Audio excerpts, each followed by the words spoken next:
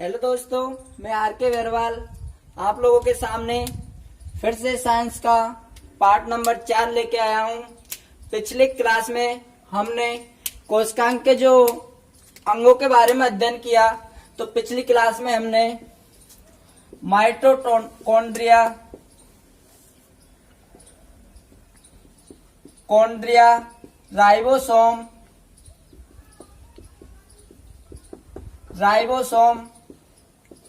Lysosome,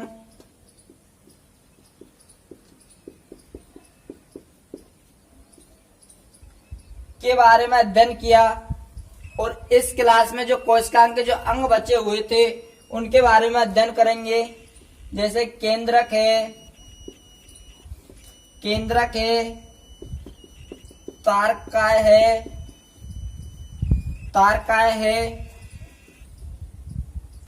है, अंतःप्रद्रव्य जालिका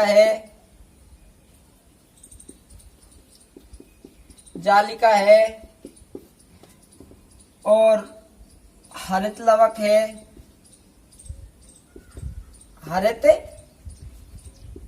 है। इनके बारे में आज की क्लास में अध्ययन करेंगे। तो पिछली क्लास में हमने माइटोकॉन्ड्रिया, राइबोसोम और लाइसोसोम के बारे में अध्ययन कर लिया। इस क्लास में जो केंद्रक, तारकाय है, अंतःप्रद्रव्य जालिका है, हरित लवक के बारे में अध्ययन करेंगे। और जो हमारा कोशिका का जो पार्ट था वह इस क्लास में खत्म हो जाएगा। इसके बाद में कोशिकांग से रिलेटेड जितने भी क्वेश्चन बनते हैं और जो पिछली एग्जाम में कोशिकांग से रिलेटेड जो क्वेश्चन आए थे उनका भी 15 से 20 क्वेश्चन का टेस्ट रखेंगे। चलिए चालू करते हैं। केंद्रक, किसको चालू करते हैं? केंद्रक को। केंद्रक की अगर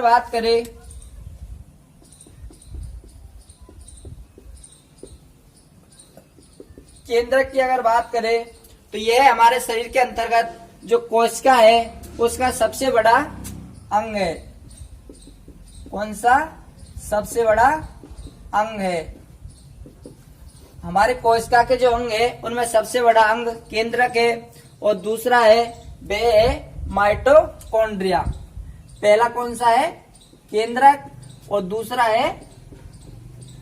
सबसे बड़ा अंग था माइटोकॉन्ड्रिया। जो मैंने माइटोकॉन्ड्रिया पहला अंग पढ़ाया था उसमें बता दिया है। इसके बाद में बात करें अगर कि केंद्रक के जो खोजकर्ता थे, केंद्रक के खोजकर्ता की अगर बात करें तो केंद्रक के खोजकर्ता थे वह रॉबर्ट ब्राउन नामक वैज्ञानिक थे जिन्होंने केंद्रक की खोज की गई थी। तो केंद्रक को अन्य नामों से भी जाना जाता है, जैसे कि प्रबंधक है,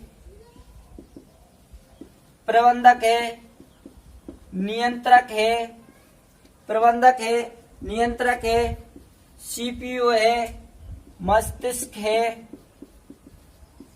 सीपीयू का राजा। इन नामों से भी केंद्रक को जाना जाता है। केंद्रक को एक प्रबंधक भी कहा जाता है, नियंत्रक भी कहा जाता है, सीपीयू का राजा भी कहा जाता है और मस्तिष्क भी कहा जाता है। इसके बाद में बात करें कि जो केंद्रक है वह प्रत्येक कोशिका जीव के अंतर्गत,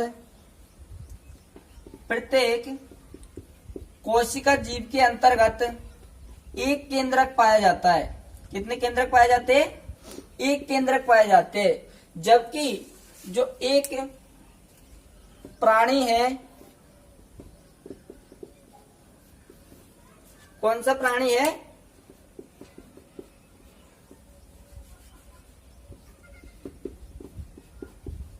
पैरामीशिया नामक एक प्राणी है जिसके अंतर्गत 2 केंद्रक पाए जाते हैं। कितने केंद्रक पाए जाते हैं? 2 केंद्रक पाए जाते हैं। और इन दोनों केंद्रक में जो बड़ा केंद्रक होता है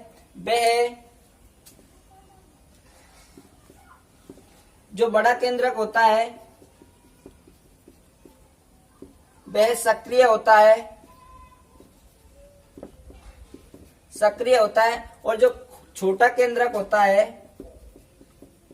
वह अवशेषी होता है। प्रत्येक जीव के अंदर एक केंद्रक पाया जाता है, जबकि जो एक प्राणी है पैरामेशिया नाम का, जिसके अंदर 2 केंद्रक पाए जाते हैं। और उन दोनों केंद्रक में अगर बड़े केंद्रक की बात करें तो जो बड़ा केंद्रक पाया जाता है वह सक्रिय होता है, और अगर छोटे केंद्रक की बात करें तो छोटा केंद्रक है वह अपशेषी होता है। इसके बाद में बात करें कि हमारे शरीर में जो आरबीसी पाई जाती है, क्या पाई जाती है? आरबीसी। उसमें जो माइक्रोप्लाज्मा होता है, माइक्रोप्लाज्मा, उसके अंतर्गत केंद्रक अनुपस्थित होता है। केंद्रक अनुपस्थित होता है, आरबीसी के अंतर्गत केंद्रक नहीं पाया जाता है। जबकि बात करें कि जो जापान का जो छोटा ऊंट है वह एक लामा है, लामा प्राणी है। इनके अंतर्गत जो इनके बॉडी में जो आरबीसी पाई जाती है उनके अंतर्गत केंद्रक उपस्थित होता है, केंद्रक उपस्थित होता है। जबकि और जीव है उनके अंतर्गत जो आरबीसी पाई जाती है, माइक्रोप्लाज्मा है, उनके अंतर्गत केंद्र अनुपस्थित होता है। जबकि ये अपवाद के रूप में एक ऊंट है, लामा है, इनकी जो आरबीसी पाई जाती है उसमें केंद्रक उपस्थित होता है। इसके बाद में बात करते हैं तारककाय की। किसकी बात करते हैं? तारककाय की। दोस्तों वीडियो को पूरा देखा करो शुरू से लेकर अंत तक, और हमारे चैनल को सब्सक्राइब कर दिया करो, शेयर कर दिया करो, लाइक कर दिया करो, और बेल आइकन को दबाना बिल्कुल ना भूले। चलिए बात करते हैं तारककाय की।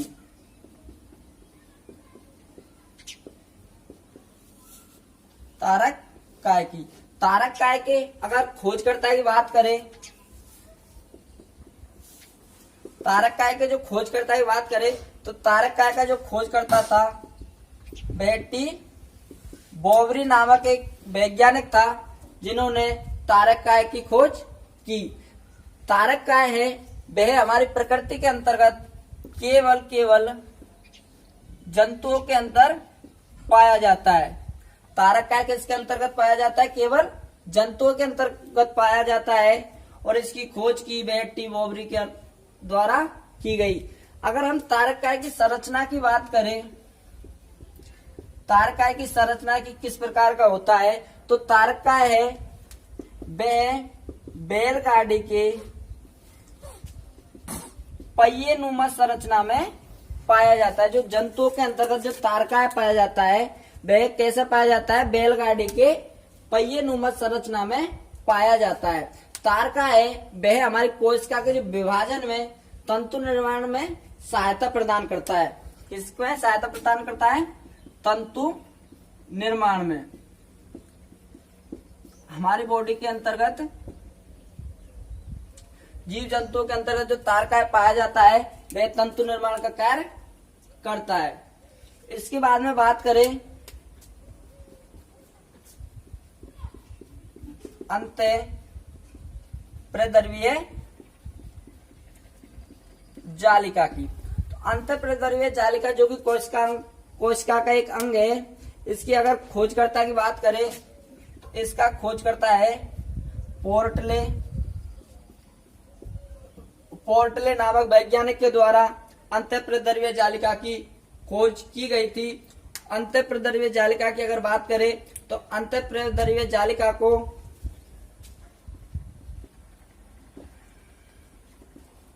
अंतःकोशिकीय परिवहन तंत्र के नाम से भी जाना जाता है।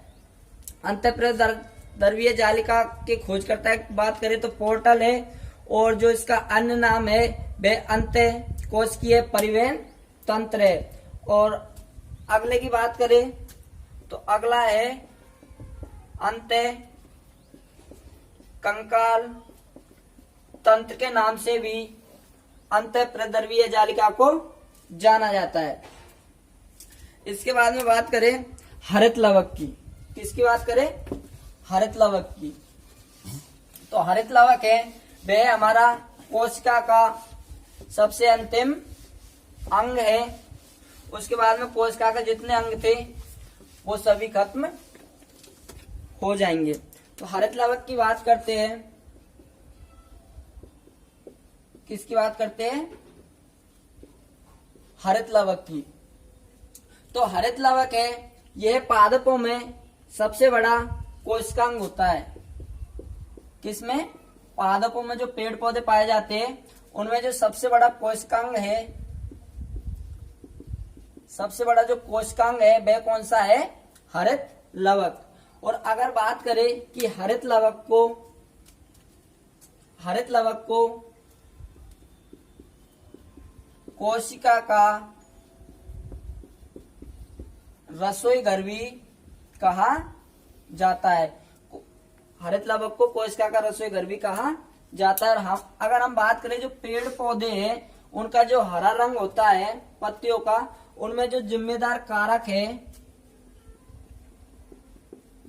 कारक है वह 3 प्रकार के कारक पाए जाते हैं जिनके कारण पेड़ पौधों का रंग हरा होता है। कितने प्रकार के कारक पाए जाते हैं? 3 प्रकार के कारक पाए जाते हैं जिनके कारण पेड़ पौधों का रंग हरा होता है। पहले की अगर बात करें तो पहला है लवक, दूसरा है वर्णक और तीसरा है आयन। कौन कौन से कारक है? पहला है लवक, दूसरा है वर्णक और तीसरा है आयन। लवण की बात करें तो लवण को हरित लवक भी कहा जाता है। और बात करें वर्णक की तो वर्णक को क्लोरोफिल नाम से जाना जाता है। और बात करें कि आयन की तो आयन को मैग्नीशियम नाम से जाना जाता है। तो ये थे हरित लवक। हमने कोशिका के जो अंग होते हैं उन सब के बारे में डिस्कस कर लिया। पहला था माइटोकॉन्ड्रिया, दूसरा था राइबोसोम, तीसरा था लाइसोसोम और चौथा था केंद्रक और पांचवा था तारककाय। और उसके बाद में अंतःप्रद्रव्य जालिका के बारे में बात की, हरित लवक के बारे में बात की। इसके बाद में हम इस टॉपिक से जितने भी रिलेटेड क्वेश्चन बनते हैं जो पिछले एग्जामों में आए हुए हैं और आगे आने की अधिक से अधिक जो संभावना है उन क्वेश्चनों का टेस्ट रखेंगे 15 से 20 क्वेश्चनों का। और उन क्वेश्चनों को आपको हल करना है और अगली क्लास में हम उन क्वेश्चनों को हल करवाएंगे जिससे कि आपके अंतर्गत जो आपने जो पहले पढ़ा उसका टेस्ट भी हो जाएगा कि आप पर कितना आता है कितना नहीं आता है। तो इसके बाद में 15 से 20 क्वेश्चन का इसी क्लास में टेस्ट है और उन टेस्टों को आप हल करें और जो क्वेश्चन नहीं आए तो उनका आंसर या तो कमेंट बॉक्स में पूछ सकते हैं या अगली जो क्लास होगी उसमें उस टेस्ट को हल कराया जाएगा। Thank you.